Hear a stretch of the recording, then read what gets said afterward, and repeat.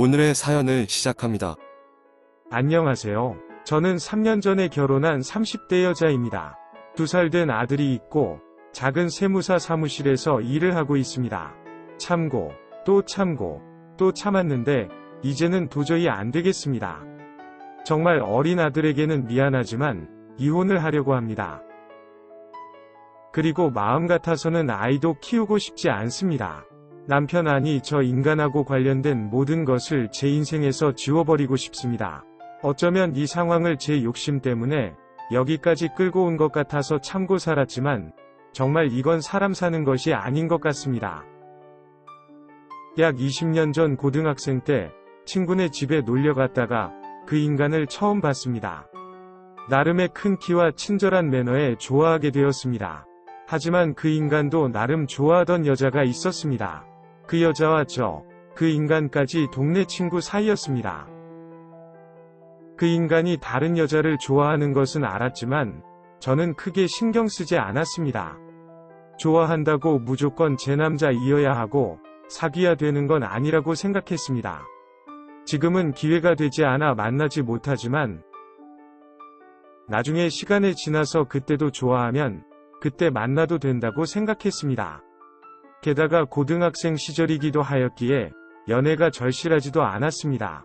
하지만 그 인간은 그 여자하고 사귀었다가 헤어졌다가 반복하면서 나름의 연애 생활을 유지하였습니다. 고등학교를 졸업하고 저는 일찍 사회생활을 하기 시작했습니다. 그러면서 이런저런 사람들을 만나보았지만 그 인간만 한 남자가 없다는 생각이 들었고 용기를 내어서 고백을 하였지만 단칼에 거절당했습니다.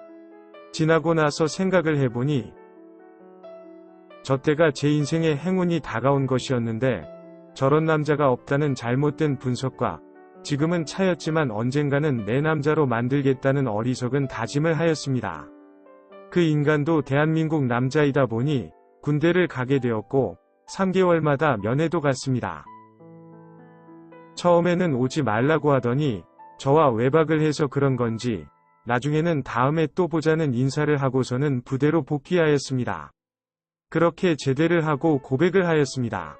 그간의 정성과 노력이 있는데 제 진심을 받아줄 거라 생각을 했지만 결과는 거절이었습니다. 그러면서도 나름의 친구 사이는 잘 유지하면서 지냈습니다. 그러다 결국 사고가 터졌습니다. 그 인간이 군인일 때부터 관계를 가졌는데 제가 임신을 하게 된 것이었습니다. 정말 수년간 아무런 문제 없이 잘 피임해왔는데 만취를 하고 같이 모텔에 간 날에 임신을 한 것이었습니다. 임신 사실을 말해주었고 하루 정도 고민을 한 후에 다시 만났습니다.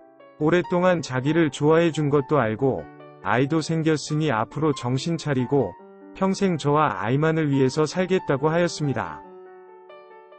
그날 이후로 결혼 준비를 시작했고 약 한 달 만에 결혼식을 올렸습니다. 그리고 약 7개월 뒤에 아들을 출산했습니다.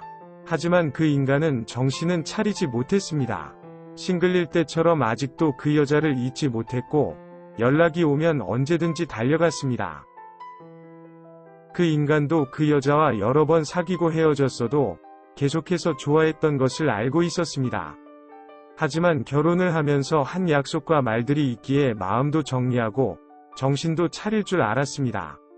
보통 남자들은 그런다고 하니 저 인간도 그럴 줄 알았습니다. 정말 임신 중에 저한테 거짓말을 하고 가는 뒷모습을 볼 때마다 큰 소리로 싸우고 싶었지만 뱃속에 아이를 생각하고 참고 모르는 척 넘어갔습니다. 그래도 곧 정신 차릴 거라며 믿었습니다. 하지만 지금까지도 그년의 말 한마디면 언제든지 달려가고 그년의 눈물 한 방울이면 온 집안에 있는 돈은 물론이고 본인의 간과 쓸개도 뺏어줍니다. 한 번은 인터넷 쇼핑몰에 현금을 충전해 두었습니다. 현금을 충전하면 10% 포인트를 추가 적립을 해줍니다. 그러면 아기 분유와 기저귀를 조금이나마 저렴하게 구입할 수 있습니다. 그런 것을 그 인간도 알고 있었는데도 그 돈을 찾아서 그년 생일 선물 사서 주더군요. 정말 화가 머리끝까지 났지만 참았습니다. 지금까지 믿고 기다려온 시절이 아까워서 또 참았습니다. 그런데 몇 개월 전 금요일에 급하게 지방 출장을 간다면서 토요일 오후 늦게나 집에 온다는 것이었습니다.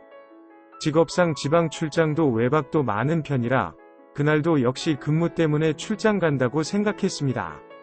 그날 밤에 아이를 재우고 TV를 보고 있는데 카드 문자가 오는 것이었습니다. 땡땡 모텔에서 결제된 문자였습니다. 이제서야 숙소를 잡고 들어가는 것 같았습니다. 그래서 밥은 잘 챙겨 먹었는지 물어볼 겸 안부차 전화를 걸었더니 아직 현장이라면서 바쁘다고 나중에 전화를 하자면 끄는 것이었습니다. 모텔에서 카드 결제되었다고 방금 문자가 왔는데 아직 현장에서 일을 한다고 하니 이상했습니다. 하지만 그냥 그런가 보다 하고 넘기려고 생각을 해도 계속 이상한 생각이 들었고 카드 문자에 찍힌 모텔을 검색해보니 그 인간은 강원도 현장이라고 했는데 파주에 있는 모텔로 나오는 것이었습니다. 파주는 그년이 사는 지역입니다. 정말 눈이 확 떠졌고 남편의 개인카드 사용 내역을 확인해보니 출장을 간다고 한 날에 그 파주 모텔이 결제된 것이 많은 것이었습니다. 그것도 결혼식 이후로 계속 주기적으로 있었습니다. 정말 미칠 것 같았습니다. 출산하고 얼마 안 돼서 성병이 걸려왔길래 물었더니 현장 근처 찜질방에서 자다가 찜질복이 좀 더러운 것 같았는데 그걸로 걸린 것 같다고 해서 제가 순수한 것인지 호구인 것인지 그냥 믿어준 적이 있습니다. 그때쯤 카드 사용 내역을 보니 찜질방 사용 기록은 없고 파주에 있는 모텔들 뿐이었습니다. 전화는 받지 않았고 급하다고 연락을 달라고 메신저를 남겼지만 읽기만 하고 답장이나 전화는 없었습니다. 다음날 오후 늦게 집에 돌아왔습니다. 이야기 좀 하자고 했더니 장거리 출장을 다녀와서 피곤하다고 좀 잔 다음에 하자고 하였습니다. 조용히 차에 내려가서 블랙박스 메모리를 가져와서 확인했습니다. 역시 강원도 근처도 안 갔고 퇴근하자마자 그년이랑 놀다가 모텔을 간 것이 맞았습니다. 그것들을 가지고 그 인간을 깨웠고 째려보는 그 눈깔 앞에 블랙박스 영상을 틀어주었습니다. 아무 말 못하더군요. 출장을 거짓말이고 힘들다고 술을 한 잔 사주려고 만났는데 요즘 술집에서 늦게까지 마시지 못해서 모텔에 방을 잡고 술만 마시고 왔다는 것이었습니다. 정말 아무 일도 없다는 그 인간의 말에 비웃었습니다. 바지에 나온 편의점 영수증에 콘돔도 있었기 때문입니다. 그걸 보여주며 콘돔은 피임용품이 아니라 안 주냐고 따졌고 혹시나 해서 산 것이라며 절대 아무 일도 없었다고 우겼습니다.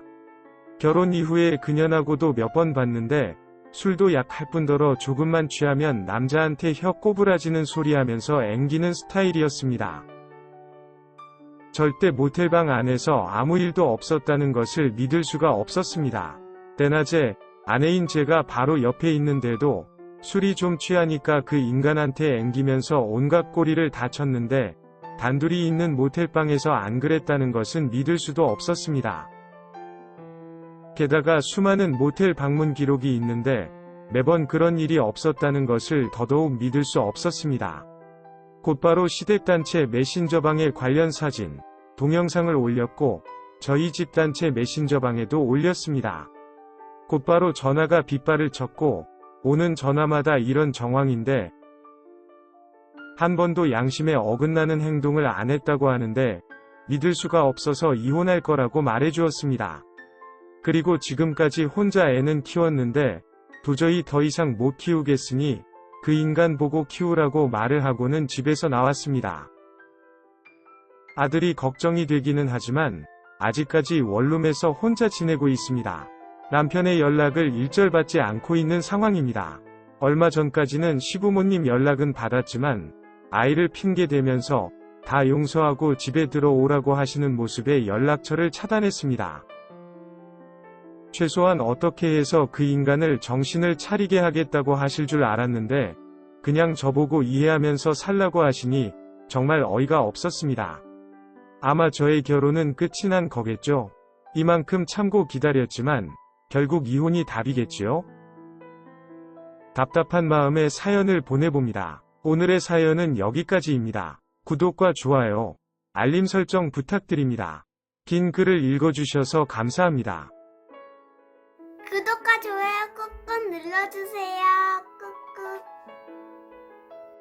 알림 설정도 꾹꾹 눌러주세요.